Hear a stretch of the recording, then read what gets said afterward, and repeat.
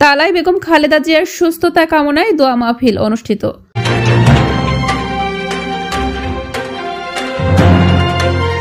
আসসালামু আলাইকুম দর্শক, সকলকে আমন্ত্রণ জানাচ্ছি বিবিআর নিউজ সংবাদে।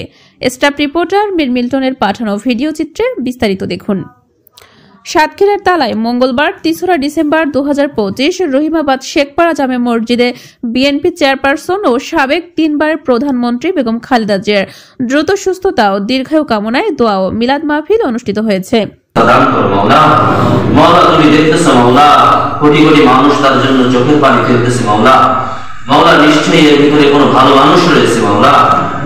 মঙ্গলবার আসরবাদ শেখপাড়া জামে মসজিদে দোয়া ও মিলাদ মাহফিলে উপস্থিত ছিলেন তালা উপজেলা যুব দলের সিনিয়র যুগ্ম আহ্বায়ক সাইদুর রহমান সাইদ, সাবেক তালা উপজেলা বিএনপির ছাত্র বিষয়ক সম্পাদক এহসানুল্লাহ, কেন্দ্রীয় সংসদের যুগ্ম সাধারণ সম্পাদক এম মারুফুল ইসলাম, খুলনা বিএল কলেজের ছাত্রনেতা হাফিজুর রহমান হাফিজ, তালা সদর ইউনিয়ন যুব দলের সদস্য সচিব সর্দার কামরুল ইসলাম, তালা সদর ইউনিয়ন স্বেচ্ছাসেবক দলের আহ্বায়ক আরিফুল ইসলাম আরিফ, তালা উপজেলা ছাত্র দলের যুগ্ম আহ্বায়ক রিপন মোড়ল, তেতুলিয়া ইউনিয়ন বিএনপির ৮ নং ওয়ার্ড সভাপতি শামজেদ, সদর ইউনিয়ন বিএনপির ৮ নং ওয়ার্ড সাধারণ সম্পাদক লুৎফুর রহমান, যুবনেতা জাহাঙ্গীর হোসেন, রেজা বিল্লাল, কাজী রিপন কবির, আরিফুল ইসলাম সহ আরো অনেকেই।